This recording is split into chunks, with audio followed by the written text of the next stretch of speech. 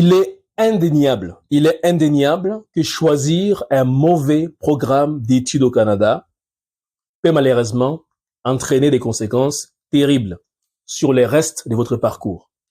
J'ai décidé, une fois n'est pas coutume, d'animer une série de 4 vidéos dans laquelle je vais vous présenter les 8 conséquences qui malheureusement arrivent souvent chez des personnes qui font un mauvais choix de programme d'études au Canada. Et vous allez voir, ces conséquences vont être interpellatrices. Ça va nous permettre de nous sensibiliser à l'importance de ne pas confier notre dossier dans les mains de n'importe qui.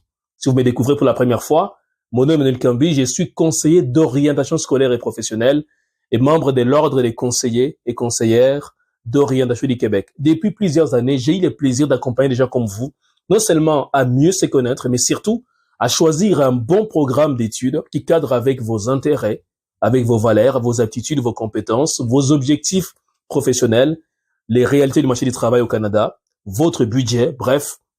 L'idée étant de vous permettre de choisir quelque chose qui vous ressemble. Mais également, j'ai aidé des gens à pouvoir sélectionner des établissements d'enseignement qui ont eu à leur offrir non seulement des admissions, mais surtout des bourses d'études et des stages rémunérés. Et finalement, avec l'équipe qui est composée entre autres des consultants réglementaires d'immigration, on vous accompagne dans vos démarches du permis d'études, dans vos démarches également du CAQ si vous êtes au Québec.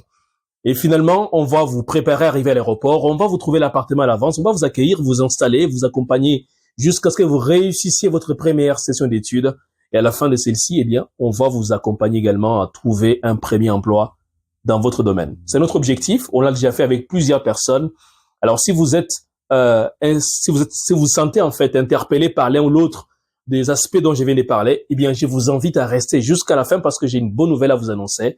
Mais je ne vous en dis pas un peu plus pour le moment.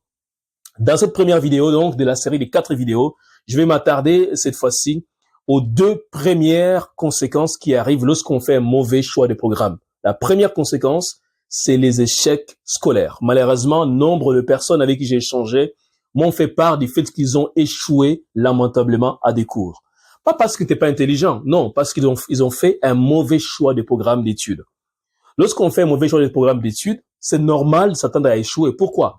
Parce que on fait quelque chose qu'on n'aime pas, quelque chose qu'on déteste, quelque chose pour lequel on n'a ni passion, ni intérêt et encore moins d'aptitude. Comment donc une telle personne qui a fait ce genre de choix va-t-elle être surprise d'échouer?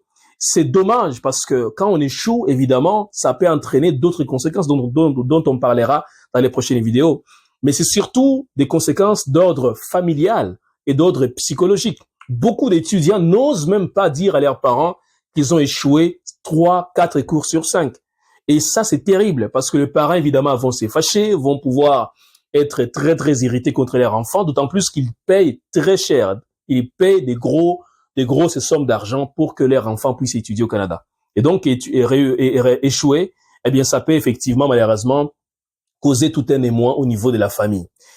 La deuxième conséquence que je vois beaucoup de gens subir lorsqu'ils font un mauvais choix de programme d'études, c'est notamment au niveau de l'exclusion du programme. En effet, au Canada, lorsque vous ne rencontrez pas un certain nombre de critères au niveau des pourcentages à obtenir pour pouvoir valider votre programme ou votre session, vous allez pouvoir être exclu du programme. Et être exclu du programme signifie que vous allez arrêter les études pour un temps. Cela signifie malheureusement que vous allez être sans études. Et cela va impacter les restes de votre parcours académique au Canada. Et donc, comment faire maintenant pour s'en sortir? Quelle est la solution? La solution est simple, c'est de se faire accompagner par des professionnels de l'orientation scolaire et professionnelle. Moi, j'ai fait 5 ans à l'université pour devenir conseiller d'orientation. Et cela, après avoir changé 2 fois de programme au niveau collégial. Pourquoi j'avais changé 2 fois? Parce que je m'étais trompé de programme. Parce que j'avais été mal orienté par des gens qui étaient bien intentionnés, mais qui n'étaient pas du domaine. Tout le monde n'est pas qualifié à vous accompagner en matière d'orientation scolaire et professionnelle. Il faut des gens qui ont fait des études dans les domaines. Des gens qui ont étudié en développement des carrières, en orientation professionnelle. Ce sont eux qui sont qualifiés à vous accompagner. Et nous avons cette expertise au niveau du cabinet étudie, dont je suis le cofondateur et directeur général. Et j'ai une bonne nouvelle pour vous. La bonne nouvelle est que dans les prochains jours, j'organise un défi de 30 jours, au cours duquel je vais accompagner 10 personnes à pouvoir mieux se connaître afin de faire un choix éclairé d'un bon programme d'études au Canada.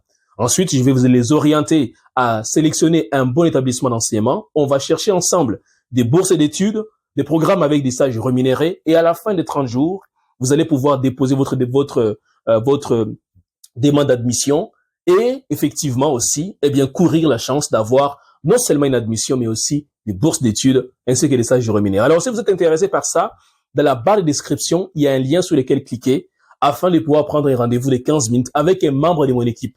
Vous ne vous engagez à absolument rien. L'objectif est simple, échanger sur votre projet afin de voir si on peut vous accompagner à réaliser votre rêve de venir étudier ici au Canada. Dites-moi dans les commentaires quelle est la conséquence que vous voyez souvent s'abattre sur des gens qui font un mauvais choix d'études au Canada. Est-ce que vous avez vous-même connu ce genre de situations? J'ai envie de vous lire, il me fera plaisir. Et si vous n'êtes pas encore abonné, je vous demande instamment de le faire parce que dans les prochains jours, je vais publier des vidéos qui vont concerner les stratégies de validation de bons choix d'études au Canada. Vous allez voir, c'est assez palpitant. Je vous souhaite une excellente journée et à très bientôt.